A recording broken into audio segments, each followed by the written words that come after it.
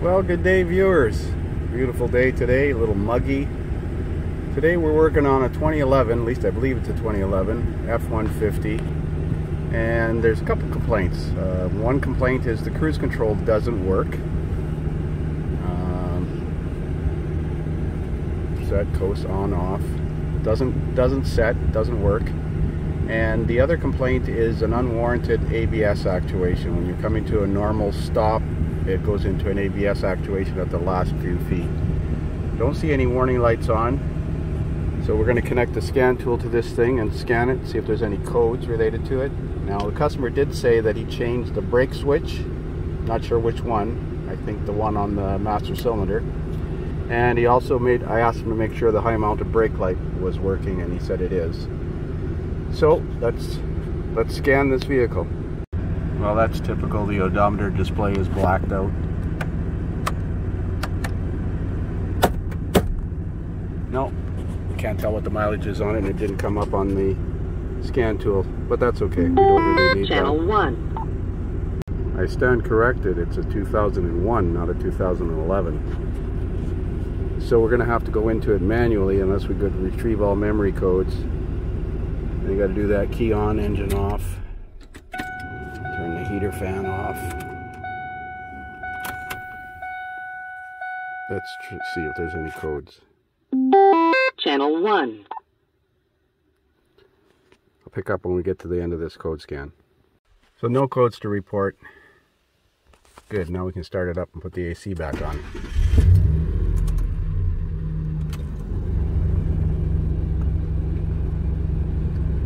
Let's look at data in the engine control computer. Channel 1. Automatic with AC. Data. We'll find the cruise control related data and have a look at it. Well, in the accessory data list we have the brake on off switch, so we want to see if that changes state.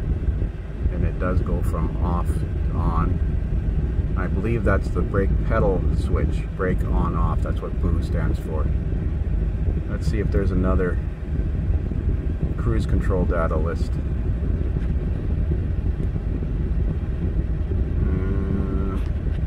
Would have thought it would have been an accessory, so I'll try drivability. Have a look around. So I've tried the GEM module, which is BCM, and I've tried the hybrid electronic cluster, and I'm going to try the ABS now, and we'll have a look at this is 4-wheel ABS. Let's see if there's any codes to start with. Memory codes. Continue.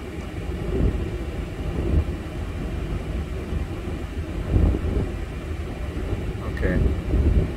Didn't expect there to be codes because the anti-lock light is not on. Let's have a look at data.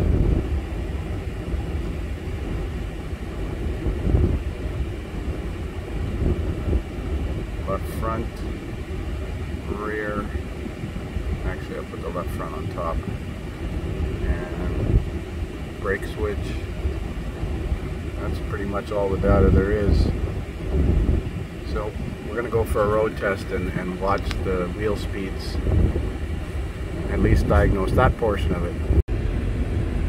So you can see the left front wheel speed signal is erratic. Slow to come on. Now it's working. Let's brake.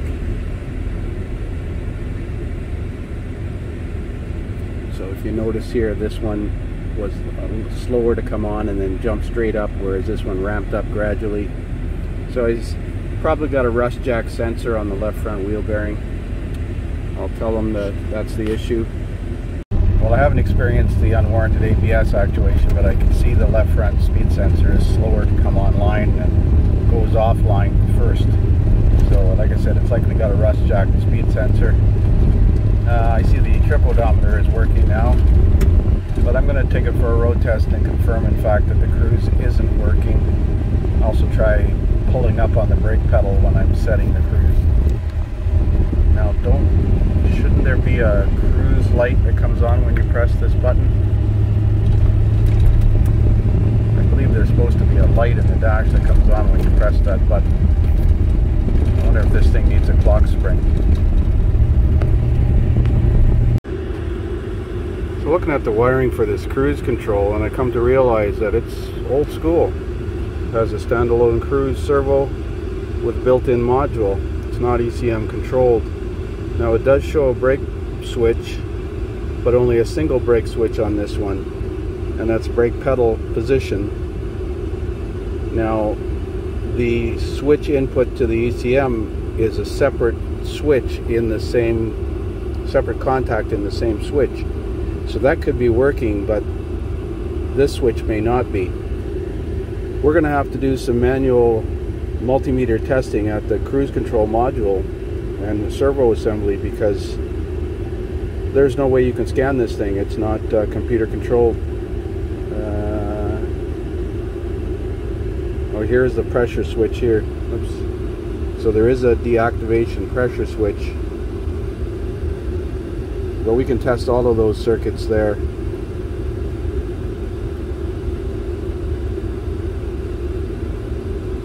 Oh yeah, this just doesn't scroll.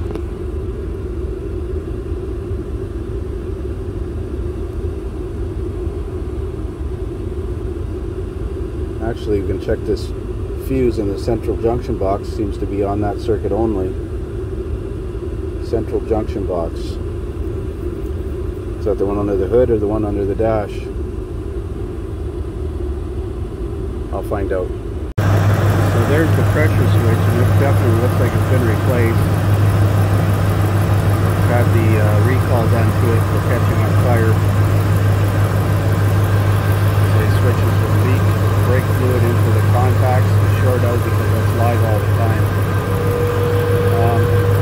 This fuse 13 is good here. Now I don't know if this is a central junction box, I can't remember. I'm just going to check the power on this pin here.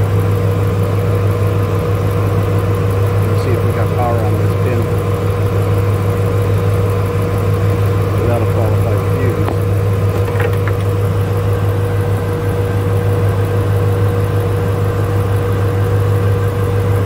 Not that wire. We got power on that one.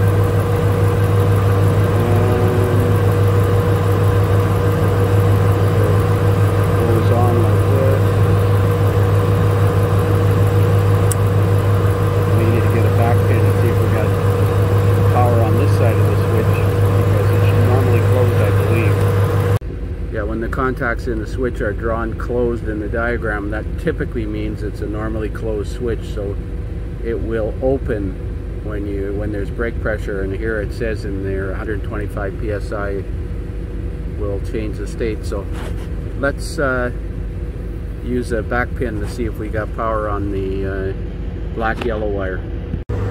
So I got my test light connected to the switch side, and you can see with my foot off the brake, the light is on. When I step on the brake, the light goes off. So that switch is working fine. Let's see where this cruise servo is.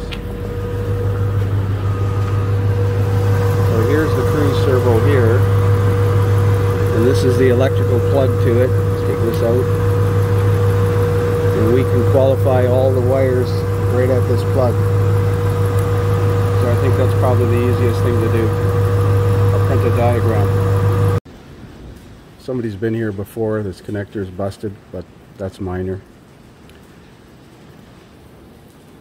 So pin 1 is at the bottom down here. That goes to the light in the instrument cluster. I was right, there is an instrument cluster light that's supposed to come on when the cruise is activated. Pin 3 is vehicle speed, so we'll leave that one. That comes from the ECM. Pin 4 is the brake apply switch. So on pin 4, we're going to get a, oh, I got a terminal here. I'm going to get a better back probing terminal. So I've got it connected between pin 4 and pin 10. Pin 10 is a ground. So I'm going to check both circuits. So pin 4 is the brake apply switch, and it's hot with the brakes applied. So I'm going to step on the brake pedal.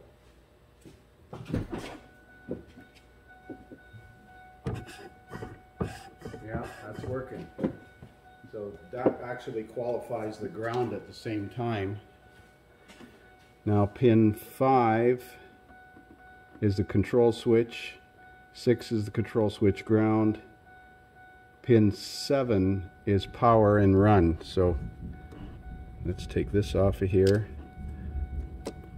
5, 6, 7. So that should be hot with the key on. Gotta turn the key to the run position.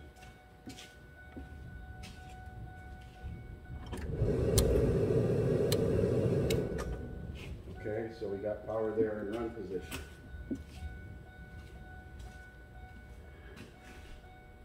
And pin 9 was the deactivation switch. 8 is not used.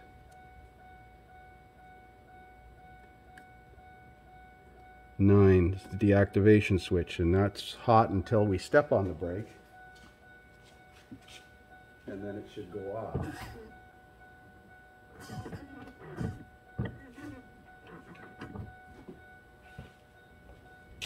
Did that light go out? I couldn't see it. Gotta move it where I can see it. Let's see if that light goes off.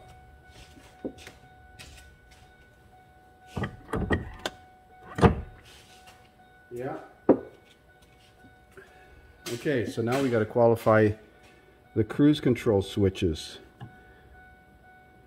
Now the cruise control switch is a stepped resistor, and if the clock spring fails, I didn't try the horn. Let's see here.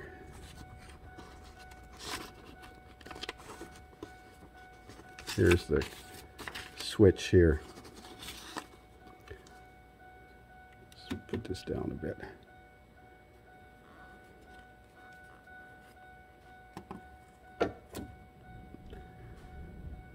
Okay, so you can see that it goes through various resistors. This comes from A on the previous page, which is the cruise pin 5. So if I put an ohm meter between pin 5 here, that goes to A, and it goes through the on-off switch and through the clock spring to B, and it comes back on B to pin 6. So if I put an ohm meter between pin 5 and pin 6, I should get various resistance measurements. So we're gonna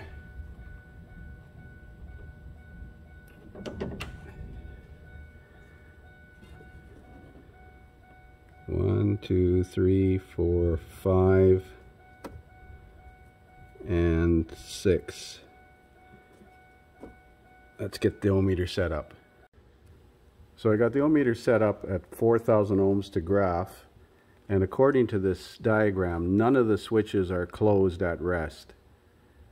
So when I press the on-off switch, it should go to 0, because it will go through this circuit and go straight through the circuit to ground. So it should go to 0 when I press the on-off switch. Let's try that. On, off. And I didn't see anything. So I suspect the clock spring has failed, or the sliding, it says sliding contact, but I don't think it's a sliding contact. I think it's a clock spring. Let's try the rest of them. Resume should be 2200 ohms. Set Excel should be 680 ohms. It's the same wire, same 2 wires, just different resistance values. So I'm going to press set, coast, resume, and I did see something there.